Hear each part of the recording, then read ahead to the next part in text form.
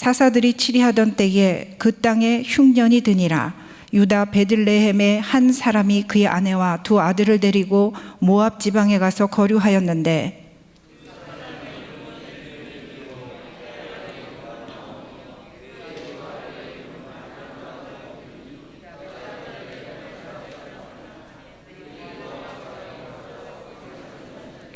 나오미의 남편 엘리멜렉이 죽고 나오미와 그의 두 아들이 남았으며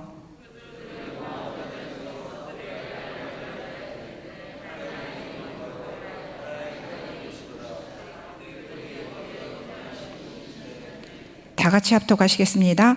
말론과 기럨 두 사람이 다 죽고 그 여인은 두 아들과 남편의 뒤에 남았더라. 아멘. 부유한 집안에 태어났던 한 소녀가 있었습니다. 그녀는 17살의 나이에 신랑의 얼굴도 한번 보지 못한 채 결혼하고 시댁에 갔더니 신랑은 이미 첩과 동거하고 살고 있었습니다. 신혼 첫날부터 소박을 당했을 뿐만 아니라 20년간 남편의 보살핌이라고는 조금도 받지를 못했습니다. 그래도 그녀는 신랑과 또 시부모님들을 20년 넘게 정성을 다해 모십니다. 삶의 어려움과 모진 인생살이로 그녀는 2차례나 자살을 시도했지만 다행히 살아남았습니다. 시부모님들이 다 돌아가시자 그는 홀로 또 바느질로 생계를 이어가던 중에 예수님을 믿고 구원을 받으세요, 천국에 갈 수 있습니다 라는 전도의 소리를 듣고 교회를 다니기 시작했습니다. 하루하루 죽지 못해 살아가던 인생, 허무하고 무료한 시간들에 소망이 생기기 시작했고 결국 그녀는 친정 식구들을 전도하고 싶어 고향으로 갔더니 친정 아버지는 그녀에게 꾸정물을 퍼부으며 내쫓았습니다. 그래도 그녀는 전도를 하던 중 부르심을 받고 신학교에 가서 또 전도사로 사역을 하게 됩니다. 어디에다가 교회를 개척할까 고민하시다 남편과 첩 그리고 그 자녀들이 살고 있는 곳에 가서 교회를 세우겠다는 마음을 가지고 신안에 갑니다. 우상과 미신에 빠져있던 섬 사람들은 갖은 박해와 위협을 가하며 전도사의 일을 못하게 했습니다. 일제강점기에는 신사참배를 거부했다고 고문과 또 옥고를 치르는 일도 겪었습니다. 해방 후에는 6.25 전쟁이 발발하고 북한군에게 피해를 받기도 하고 또 전쟁이 끝나가던 때에 증도라는 섬에 공산주의자들이 들어와 성도들을 학살하기 시작했고 당시 그녀는 목포로 나와 있다가 섬에 들어가면 죽는데 많은 사람들이 말렸으나 성도들을 살피러 섬에 들어갔다 결국 공산당에게 붙잡혔습니다. 새끼를 많이 깐 씨암탉이라는 그런 조롱을 당하며 몽둥이에 맞고 죽창에 찔리고 총에 맞아 순교했습니다. 그녀의 나이 60세 때 일입니다. 예수님을 믿기 전 그녀는 불행과 비극의 인생을 살았습니다. 예수님을 믿고 난 이후에도 생활 형편이 좋아진 것이 없어 보입니다. 대부분 70대 이상의 어르신들이 겪었던 이 격동의 시대, 어쩌면 비슷비슷한 시대를 지나왔을 텐데 과연 그녀의 인생 가운데 어느 한 부분, 어느 한 시간이 편안하고 행복했을까? 그녀의 인생을 향하여 복된 삶이다라고 누가 말할 것이며 우리들 중에 누가 그녀처럼 살기를 바라는 그런 마음을 가질까? 오늘 우리가 읽었던 본문에는 그녀처럼 남다른 불행과 비극적인 인생을 살았던 한 여인의 이야기가 있습니다. 잘 알죠? 결혼하고 두 아들을 낳아 생활하다 가뭄과 또는 전쟁을 피하여 모압이라는 곳으로 이민 갔던 여인. 행복을 찾았으나 불행을 막지 못했고 재산을 다 탕진할 뿐만 아니라 남편과 아들들이 하루아침에 다 죽어버리는 그런 끔찍한 일이 발생합니다. 행복은 더 이상 기대할 수 없는 불행과 상처만 남은 그래서 겨우 고향으로 가야겠다고 마음 먹었던 기쁨이라는 이름의 나오미의 이야기입니다. 과연 그 나오미의 인생 가운데 하나님이 소망 가운데 기쁨을 주시는 것이 있을까? 내 인생은 마라라고 말하며 쓴물처럼 쓰다, 그렇게 한마는 혼잣말을 하는 그 여인에게 어떤 소망이 남아 있을까요? 오늘 저의 설교 제목은 나오미처럼 위대한 일을 꿈꾸라입니다.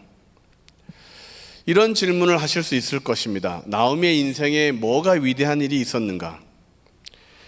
하나님을 섬기기 싫어 약속의 땅을 버리고 이방 땅에 갔으니 당연한 결과지. 하나님의 백성들과 고난을 받지 않으려고 혼자 살겠다고 떠났으니 인과응보지. 남편과 두 아들은 죄가 있을 거니까 뭔가 잘못된 것이 있으니까 죽었던 것이겠지. 하나님은 그 여인의 삶에 정말 아무런 일도 하지 않았던 것일까? 오늘 우리 중에도 현재 나오미와 같은 인생을 살아가는 분들이 계실 것입니다. 내일을 걱정하고 오늘도 한숨으로 지내는 분들, 또한 우리 모두는 코로나 바이러스로 인해 사실 내일에 대한 그런 희망이 많이 사라졌습니다. 경제적인 어려움은 더 힘들게 다가올 것입니다. 우리의 자녀들을 어떻게 키울지, 무엇이라고 가르쳐야 할지 더 막막해지고 있습니다. 무엇을 준비하고 어떻게 내일을 대비해야 될지, 우리의 신앙을 어떻게 다시 뜨겁게 할지에 대한 고민이 우리에게 있습니다. 예배를 드리고는 있지만 마음에 참 평안을 얻기가 참 어려운, 예전에 그 뜨겁고 감격스러웠던 그 예배가 과연 가능할까라고 고민하게 되는 때입니다. 하나님은 과연 이 시대에도 위대한 일을 이루실까? 우리의 인생에 이미 절반을 지나가고 후반을 살아가는 우리들의 인생에 정말 하나님은 문제를 복으로 바꾸실까? 감염의 위험에 처해 있음에도 불구하고 예배를 강행하는 우리들에게 과연 바이러스는 절대로 침범하지 못할까? 하나님을 믿고 위대한 일을 꿈꾸는 그런 우리의 신앙 훈련으로 지금 나아가고 있는데, 정말 하나님은 우리에게 위대한 일을 허락해 주실까? 오늘 나오미의 인생에 위대한 일을 행하신 하나님이 오늘 우리의 삶에도 위대한 일을 행하실 뿐만 아니라 더 큰 일들을 이루실 줄을 주님의 이름으로 축원합니다. 하나님은 어떻게 그러면 나오미의 삶을 위대하게 하셨느냐? 첫 번째, 고난을 허락하심으로 위대하게 하셨습니다. 다 같이 읽겠습니다. 시작. 고난을 허락하심으로 위대하게 하셨습니다. 3절부터 5절까지의 말씀을 보면 나오미와 그 엘리멜렉이 죽고 그 두 아들도 죽고 나오미는 혼자 남았다라고 기록되어 있습니다. 하나도 되지 않는 인생인데, 무슨 꼬이고 꼬인 꽈배기 같은 인생인데, 무슨 남들에게는 한 번도 생기지 않을 불행할 일들이 꼬리에 꼬리를 물고 나오미에게 닥쳐왔는데 무슨 위대한 일이. 착하고 사랑 많던 남편이 죽었습니다. 듬직하던 아들들이 죽었습니다. 있어서도 안 되고 절대로 발생해서는 안 되는 일들이 나오미에게 생겼는데, 무슨, 스스로 말하기를 나는 하나님께 저주를 받아 벌을 받고 매를 맞는다, 그렇게 여겼을 것입니다. 나는 이제 어떻게 살아가야 되나, 한숨밖에 없는 시간이었을 것입니다. 얼마나 더 비참하게, 얼마나 더 한숨과 눈물로 밤을 보내야 될지, 그 남아있는 시간들이 너무 길게 여겨지지 않을까요? 밤이면 계속 밤이기를, 아침이면 깨어나지 않기를 바랬을 것입니다. 고난이 시작되었는데, 그래서 위대한 일이 시작된 것입니다. 하나님께서 나오미의 인생 가운데 고난을 허락하심으로 위대한 일을 시작하신 것입니다. 할렐루야. 아멘 하신 분들은 힘든 일이 있어도 위대한 일이 더 넘쳐나시기를 주의 이름으로 축원합니다. 나오미가 불행했던 근본 원인이 무엇일까? 룻기서는 사사기를 배경으로 하고 있습니다. 사사기는 이스라엘 백성들이 범죄하면 하나님이 심판하고, 그 심판을 받았던 이스라엘 백성들은 회개하여 다시 하나님의 품으로 달려가 은혜를 입는, 회복되는 이 주기가 반복되는 시기가 사사기입니다. 그러므로 1절에 그 땅에 흉년이 들었다는 의미는 하나님의 심판이 시작되었다는 것입니다. 그 하나님의 심판이 찾아왔을 때에 엘리멜렉과 나오미 그 가정은 회개하고 하나님께로 돌아오는 선택을 해야 했었습니다. 그러나 그들은 회개를 거부하고 자신의 방법대로 행복하기를, 자신들의 노력으로 복을 누리기를 원하여 이방 땅 모압으로 떠나갔던 것이죠. 세상적인 관점에서 보면 문제가 없는 것처럼 보입니다. 지혜로운 투자, 슬기로운 이민 생활을 시작하는 것일 수 있죠. 그러나 신앙적인 관점에서 보면 하나님에게 벌을 받아야 될 때 벌을 안 받으면 문제가 생깁니다. 하나님께 매를 맞아야 되는데 매를 피하면 더 큰 매가 기다리는 것입니다. 죄를 범하였을 때에 회개할 수 있는 근거는 고난입니다. 믿는 사람은 회개를 통하여 하나님과의 관계가 다시 회복되는 복이 임하는데, 그 회개를 하나님은 고난을 통하여 허락하시는 것입니다. 고난과 슬픔을 겪을 때 하나님께서 심판하신다고 생각하면 안 됩니다. 하나님이 매를 대신 것이라고 말하면 안 됩니다. 하나님이 그냥 두시면 우리 인생 자체가 저주가 되는 것입니다. 하나님이 무관심이 우리의 삶에 심판을 초래하는 것입니다. 하나님이 우리를 돌보지 않으면 멀쩡히 길을 가다가도 넘어져 코가 깨지는 것입니다. 구덩이에 빠지고 떨어지는 화분에 머리를 맞고, 잘 가던 차가 멈추고 버스가 달려들고 택시가 도랑에 빠지고 잠자다가도 헉헉거리는 그런 위급한 상황이 왜 생기느냐? 하나님이 가만두시기 때문에 그렇습니다.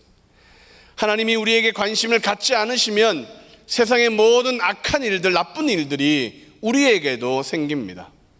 접시물에도 코박고 죽을 수 있고, 바늘에 찔려도 크게 다칠 수 있고, 하나님이 붙드시고 하나님이 지켜주시지 않으면 인생 자체가 위험한 것이죠. 그러므로 하나님이 매를 댔다, 하나님이 나를 심판했다가 아니라 하나님을 떠나간 자에게 회복하게 하시기 위하여 고난을 허락해 주셨다. 고난 당하는 것을 그냥 보고 계시는 것입니다. 나오미는 약속의 땅을 떠나지 말았어야 되죠. 모압으로 갔다는 것은 하나님을 섬기지 않고 그 땅의 우상 그모스를 섬기겠다는 결심입니다. 그모스는 특별히 아들들을 불살라 복을 받겠다고 하는 그 우상입니다. 모압 땅에서 남편이 죽었던 이후 아들들의 씨가 마른 이유가 여기에 있는 것입니다. 나오미의 선택이, 하나님의 손을 뿌리친 선택이 그 그모스의 우상으로 인하여 모든 남자들이 죽어버린 그런 불행한 일이 생긴 것입니다. 하나님은 죄인들을 그냥 두십니다. 사랑하지 않으면 그들은 형통하도록 그냥 두십니다. 로마서 1장 24절 말씀을 같이 한번 읽겠습니다. 그러므로 하나님께서 그들을 마음의 정욕대로 도려움에 내버려 두사 그들의 몸을 서로 욕되게 하게 하셨으니, 26절, 이 때문에 하나님께서 그들을 부끄러운 욕심에 내버려 두셨으니 곧 그들의 여자들도 순리대로 쓸 것을 바꾸어 영리로 쓰며, 28절, 또한 그들이 마음에 하나님 두기를 싫어하며 하나님께서 그들을 그 상실한 마음대로 내버려 두사 합당하지 못한 일을 하게 하셨으니. 계속 반복되는 부분은 무엇이냐? 내버려 두사. 서로 몸을 욕되게 내버려 두셨습니다. 왜요? 그들을 포기하셨으니까. 부끄러운 욕심을 가져도 내버려 두십니다. 왜요? 그들은 버림받았기 때문입니다. 욕심대로 상실한 마음대로 내버려 두십니다. 왜요? 영원한 형벌이 정해졌기 때문입니다. 악인들을 내버려 두십니다. 그들의 인생에는 심판이 없어요. 고난도 없습니다. 잘 먹고 잘 삽니다. 안 되는 일이 없죠. 마음 먹은 대로 다 됩니다. 그것은 복이 아니라 하나님으로부터 버림받았다는 증거입니다.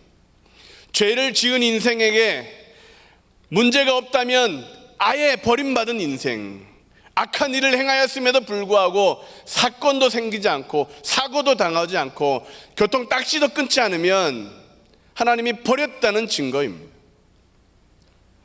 그러나 하나님은 우리를 버리지 않으십니다. 그래서 고난을 허락하시는 것이죠. 잘못하면 꼭 사고가 생깁니다. 돌아오게 하시려고 매를 맞도록 허용하십니다. 그러므로 그리스도인들이 당하는 고난은 저주가 아니라 하나님의 위대한 사랑입니다. 믿으십니까? 벌을 서거나 매를 맞아야 문제가 해결되는 것이죠. 그래야 저주가 끊어집니다. 슬픔이 기쁨으로 바꿔지기 위해서는 고난을 겪어야 합니다. 어려움을 겪어야 합니다. 그러므로 우리에게 시련이 올 때 기뻐하고 즐거워하는 마음을 가져야 돼요. 왜?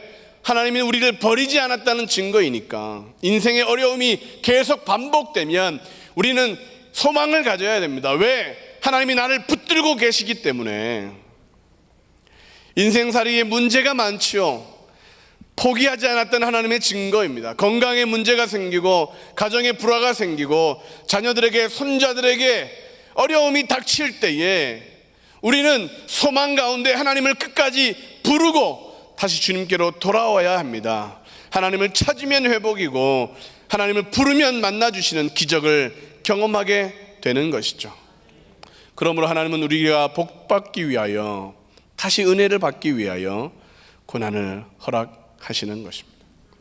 어떻게 그렇게 잘 아시냐고요? 옆에 계신 분들을 보시기 바랍니다. 그분들이 다 산증인들입니다. 인간적으로 보면 절대 하나님을 믿을 것 같지 않은 분들이 옆에 앉아 계시죠. 놀라지 마시기 바랍니다. 사연을 들어보면 자살을 마음에 품었던 분들도, 그냥 확 죽어버리려고 했던 마음을 가졌던 분들도 다 하나님의 은혜 때문에, 고난 때문에 여기 앉아 있는 것입니다. 어려움은 하나님이 우리를 사랑하신다는 위대한 일입니다. 시편 119편 67절 68절을 보면 고난 당하기 전에는 내가 그릇 행하였더니 이제는 주의 말씀을 지키나이다. 주는 선하사 선을 행하시오니 주의 율례들로 나를 가르치소서. 주께 맞는 자는 소망이 있습니다. 그러므로 하나님께서 나오미에게 고난을 허락하심으로 그의 삶을 위대하게 이끌어 가시는 것입니다. 두 번째로 하나님은 어떻게 나오미의 삶을 위대하게 하셨는가? 은혜를 베풀어 주심으로 위대하게 하셨습니다. 시작. 은혜를 베풀어 주심으로 위대하게 하셨습니다. 1장 6절 말씀을 읽겠습니다.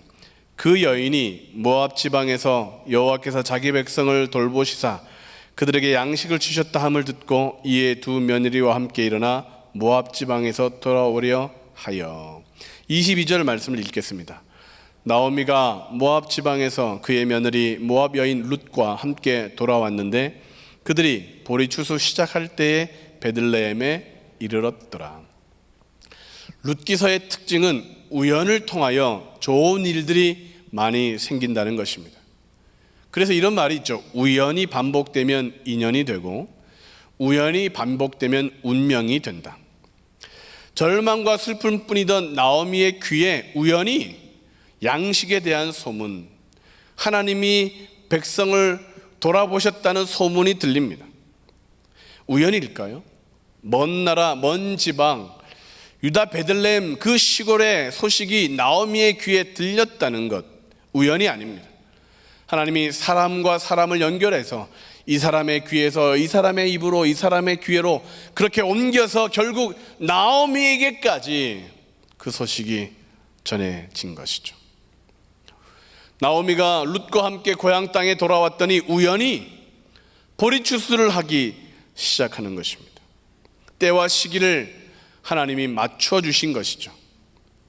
룻이 우연히 보아스의 밭에 가서 이삭을 주었던 것입니까?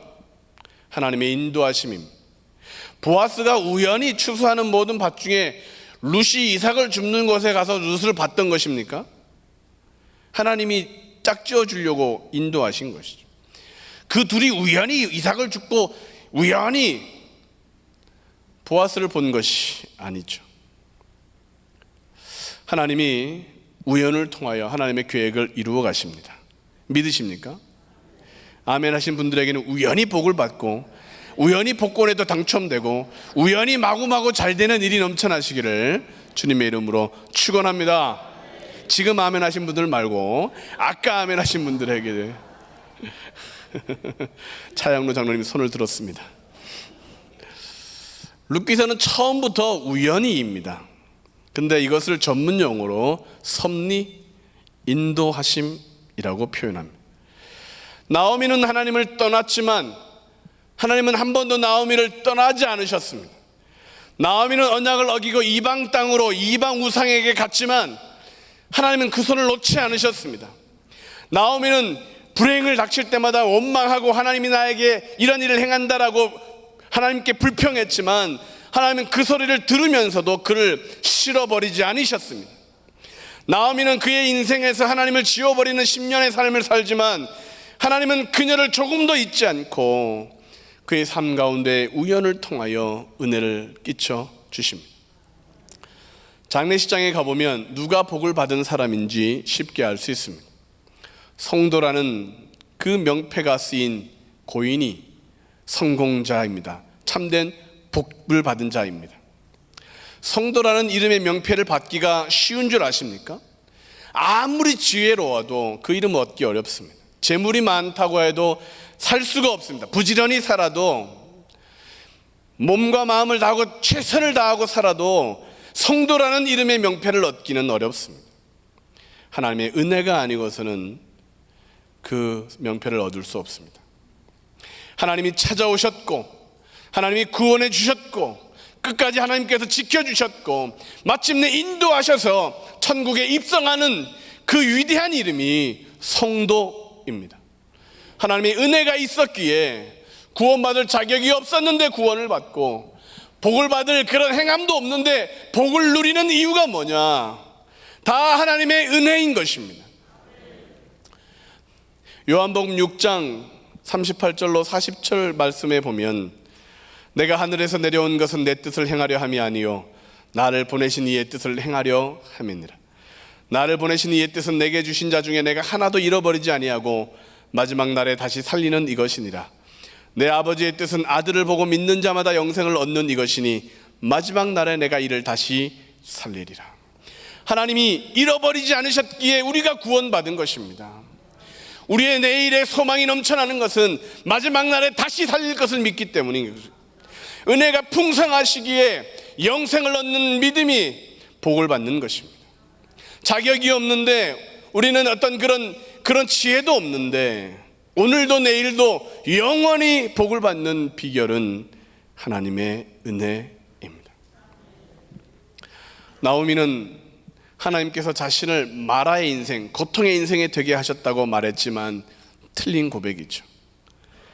자신의 하나님을 떠나는 계획이 저주를 불러온 것이지, 자신의 세상적인 노력이 실패를 만든 것이지, 자신이 우상을 선택했기에 가족을 잃어버렸던 결과이지 하나님은 한 번도 우리를 실망시키지 않으십니다.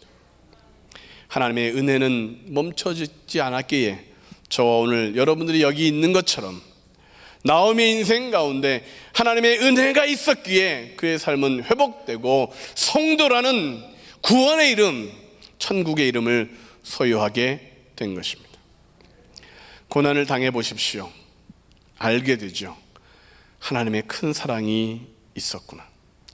슬픔 당해보면 누가 위로자인지, 절망을 당해보면 누구에게 소망이 있는지를 깨닫게 되는 것이죠. 그래서 고난을 지나오면 이렇게 찬양하는 것입니다. 한량 없는 은혜, 갚을 길 없는 은혜, 내 삶을 내어서는 하나님의 은혜, 나 주저하지 않고 그 땅을 밟음도 나를 붙드시는 하나님의 은혜. 그 하나님의 은혜가 나오미의 삶을 위대한 삶이 되게 하셨고 오늘 우리의 삶도 위대하게 이끌고 있는 줄로 믿습니다. 마지막으로 하나님은 어떻게 나오미의 삶을 위대하게 하셨느냐? 아들을 안겨주심으로 위대하게 하셨습니다. 시작.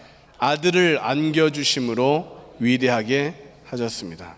룻기 4장 16절부터 17절까지 말씀을 읽겠습니다. 시작. 나오미가 아이를 받아 품에 품고 그의 양육자가 되니 그의 이웃 여인들이 그에게 이름을 지어주되 나오미에게 아들이 태어났다 하여 그의 이름을 오벳이라 하였는데 그는 다윗의 아버지인 이새의 아버지였더라. 오벳을 낳은 이는 룻입니다. 그런데 성경은 나오미에게 아들이 태어났다라고 기록하고 있습니다. 이상하지 않습니까?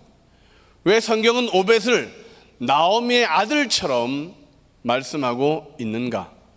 오벳이라는 이름의 뜻은 예배하다입니다. 나오미는 말년과 기련 두 아들이 있을 때는 예배를 잃어버렸습니다. 자식들을 키우느라 기도할 시간이 없었고 남편 밥 해주고 상 차려주느라 예배를 좀 등한시했었고 하나님을 믿었지만 아들과 남편을 돌보느라 교회 봉사도 여유가 없었습니다. 결과가 어땠느냐? 첫째 말로는 질병으로 병약하여 죽었습니다. 둘째 기련은 낭비벽이 심했는데 객사한 듯합니다. 말론과 기련 두 아들은 처음에 나오미에게 기쁨과 행복을 줄 것처럼 그렇게 보였습니다. 그 아들들만 있으면 자신의 미래는 보장될 것이라고 여겼을 것입니다. 그런데 시간이 지나면 지날수록 말론은 병이 심해져서 실실 알아가게 되고 낭비벽이 심하던 둘째는 집에 물건들을 갖고 나가더니 결국 돌아오지 못하고 객사했는지 죽어버립니다. 그가 의지했던 두 아들 말론과 기련은 소망을 주기보다는 절망을 갖고 왔고 기쁨을 주기보다는 쓴 인생이 되도록 만들었습니다. 나오미에게 남아있는 것이 없습니다. 남편도 엘리멜렉도 하나님은 나의 왕이라고 고백하는 이름이지만 그 이름을 버리자 죽어버리게 된 것이죠. 홀로 남은 나오미가 많은 생각을 했을 것입니다. 무엇이 어디가 잘못된 것일까? 다 자신의 잘못인 것 같고 자신의 죄 때문인 것 같고 남편이 여보 베들레헴을 떠납시다 라고 했을 때 한 번 더 아닙니다. 이곳에 남아야 됩니다 라고 권고할 걸 후회하지 않았을까요? 아이들이 하나님을 믿는 신앙에서 멀어져 갈 때 한 번 더 타흘리고 한 번 더 권면해서 신앙생활 온전히 해야 돼, 하나님을 제대로 믿어야 되라고 말할 걸 아마 그는 후회하고 또 후회했을 것입니다. 이미 엎질러진 물, 기회는 돌아오지 않고 이제 지나간 인생 다시 젊어지지 못하기에 소망이 없는 한숨과 후회의 인생을 살았을 것입니다. 잘못된 선택을 했으니까 슬픔을 당하고 그릇된 믿음을 가졌으니까 그런 고난이 다가온 것이기 빚만 남고 목만 병들고 나이만 들고 나오미에게 누가 소망을 이야기하고 누가 나오미에게 기쁨을 줄 수 있겠습니까? 그렇게 한숨 쉬고 있는 그녀에게 하나님은 위대한 계획을 이루십니다. 그에게 또 다른 아들을 주십니다. 병약했던 아들 대신에 건강한 아들 오벳, 방탕한 아들 대신에 신실한 경건한 아들 오벳을 주십니다. 두 아들을 나오미가 섬길 때는 예배를 잃어버렸지만 오벳이라는 아들을 얻을 때부터 그는 예배가 다시 회복되기 시작한 것입니다. 그 아들의 아들이 이스라엘의 위대한 왕인 다윗 왕이 되는 것입니다. 그 아들의 자손 중에 온 인류를 구원하시는 예수 그리스도가 태어나는 것입니다. 예배를 드리는 그 가문에 하나님의 위대한 일들이 펼쳐지게 된 것이죠. 하나님은 우리들에게도 아들을 주셨습니다. 그 아들을 예수 그리스도를 통하여 우리의 모든 저주는 끊어졌습니다. 그 아들 예수님으로 인하여 우리의 모든 질병은 고쳐졌습니다. 그 아들을 믿기만 하면 구원을 받고 그 아들의 이름을 외치기만 하면 역사가 일어나고 그 아들의 이름으로 기도하기만 하면 다 응답을 받는 그 위대한 이름을, 그 아들을 우리에게 주셨습니다. 나오미의 이웃들이 예배하는 나오미를 보더니 야, 그 아들의 이름이 오벳이야? 그렇게 이름을 지어준 것이죠. 나오미가 그 아들을 안고 예배하는 모습을 보며 야, 저 아들 때문에 예배를 드리네, 저 아들 때문에 감사를 하네, 저 아들 때문에 찬양하며 즐거워하네. 나오미 인생 가운데 그 예배하는 가운데 예배를 통하여 회복이 되네. 그렇게 그들을 칭찬한 것이죠. 우리의 인생도 마찬가지입니다. 코로나가 문제가 아니라 예배가 식어진 것이 문제이죠. 바이러스가 문제가 아니라 우리의 신앙이 낙담한 것이 문제이죠. 하나님은 여전히 살아계시는데, 하나님은 여전히 우리를 복주시는데, 하나님은 여전히 위대한 일을 꿈꾸고 계시는데 우리가 믿음을 잃어버린 것입니다. 우리의 삶이 위대해질 수 있는 이유는 아들 예수 그리스도를 품고 예배할 때입니다. 나오미는 오벳을 안고 비로소 신령과 진정의 예배자가 되었습니다. 하나님을 예배하는 자가 위대하게 된다. 하나님께로 돌아오는 자가 위대하게 된다. 하나님을 찾는 자가 위대하게 된다. 하나님의 이름을 부르는 자가 위대하게 된다. 고난을 당해도 아들을 품으면 기쁨으로 아침을 맞이할 수 있습니다. 슬픔 가운데서도 아들 예수님의 이름을 부르고 밤새 목 놓아 부르면 용기와 희망이 넘쳐나게 될 것입니다. 우리에게 주신 그 아들의 이름, 그 예수 그리스도의 이름을 품고 예배를 회복할 때 우리도 위대한 하나님의 사람이 되는 것입니다. 나오미가 회복되었기에 룻도 복을 받은 것입니다. 룻기서의 주인공은 룻이 아니라 나오미입니다. 룻을 모압 땅에서 유다 베들레헴으로 데려온 이는 나오미입니다. 룻에게 보아스를 만나면 어떻게 해야 되는지 눈을 끔쩍끔쩍 알려준 이도 나오미입니다. 룻이 아이를 낳자 그 아이를 돌본 이도 나오미입니다. 나오미처럼 위대한 일을 꿈꾸자라는 제목으로 설교를 준비한다고 하니까 정창현 목사님이 과부된 며느리를 시집 보낸 시어머니라 위대합니다 라고 얘기했습니다. 며느리도 시집 보내고 사위도 장가 보내고 늙은 부모님들 재혼시키시기를 바랍니다. 여러분도 새 장가를 가시고 시집도 가시기 바랍니다. 아멘이십니까? 저의 의견이 아니고 정창현 목사님의 의견입니다. 룻이 복을 받았던 이유는 나오미 때문입니다. 그가 복된 사람이 되니까, 오벳이라는 아들을 안고 예배를 회복하니까, 하나님이 주신 아들을, 하나님이 주신 꿈을 갖고 예배하니까 위대한 계획이 이루어진 것입니다. 아들을 낳고 그 아들이 다윗이고 그 아들들의 아들들의 아들이 예수 그리스도의 세계라. 그럼 하나님께서 나오미에게 아들을 안겨주신 것처럼 오늘 우리에게 독생자 예수님을 주심으로 위대한 삶이 되도록 축복하신 줄로 믿습니다. 결론을 말씀드립니다. 증도라는 섬에 가보신 적이 있으십니까? 몇 해 전 교회 전 사역자들 원로 목사님과 함께 전라남도 신안에 있는 증도라는 섬에 다녀온 적이 있습니다. 길이 너무 험했습니다. 그 먼 곳까지 왜 갔느냐? 한 사람을 만나기 위해서였습니다. 증도는 우리나라에서 가장 복음화율이 높은 섬입니다. 현재 1,700여 명 정도의 증도 주민이 있는데 90%가 예수님을 믿습니다. 놀라지도 않습니다. 섬이나 해안 지역은 민간신앙, 토속적 전통 문화 때문에 전도가 어렵고 복음화가 낮습니다. 근데 증도는 90% 이상입니다. 증도와 그 일대 섬들의 대부분의 사람들은 교회를 다닌다는 이야기입니다. 왜? 어떻게 이런 일이 가능했을까? 한국교회 첫 번째 여성 순교자, 섬선교의 어머니라 불리는 문중경 전도사님이 계셨기 때문입니다. 서론에 언급했던 기구한 운명의 여인 문중경 전도사님. 삭바느질로 생계를 겨우 이어가던 그가 하나님을 만나자 소망의 사람이 되었습니다. 자신과 비슷한 삶을 사는 당시에 슬픔 가운데 사는 사람들에게 예수님을 전했고, 공산당의 손에 죽기 전까지 신안 일대에 100개 이상의 교회를 개척하고 기도처를 만들었습니다. 증도라는 섬에는 11개의 교회를 개척했습니다. 문준경 전도사님이 그곳에서 전도할 때는 거의 100% 누워있는 놈, 혼자 못 걸어 다니는 사람 빼놓고는 다 예수님을 믿었습니다.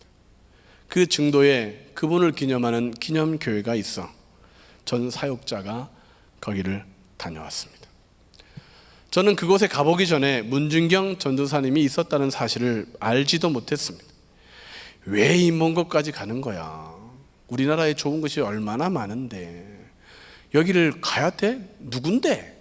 이러며 갔습니다. 가봤더니 다음에 기회가 되면 또 가고 싶은 곳이 그곳이 되었습니다. 사람들은 알아주지 못합니다. 하나님께서는 그러나 그 문준경 전도사님의 삶을, 그 발걸음을 기억해 주셨습니다. 세상 사람들은 나오미를 모릅니다. 니어미? 네오미? 나온나? 니온나? 나오미를 모릅니다. 그러나 하나님은 그 이름을 기억하실 뿐만 아니라 성경에 기록해 두셨습니다. 사랑하는 성도 여러분, 하나님을 위해 살아가면 세상 속에서는 우리가 평범해 보이지만 하나님은 우리를 위대한 하나님의 사람으로 봅니다. 하나님을 우리가 믿으면, 예배를 드리면 세상 사람들은 시간 낭비인 것처럼 보인다 할지라도 하늘 문이 열리는 축복의 시간이 예배를 드리는 시간입니다. 하나님이 기억하시면 됩니다. 하나님이 봐주시면 됩니다. 그의 죽음 이후에 하나님께서는 위대한 일들을 이루어 주셨습니다. 코로나 사태에 예배를 회복해야 되는 이유가 뭐냐? 위대한 일을 하나님이 계획하고 계시기 때문에 그럽니다.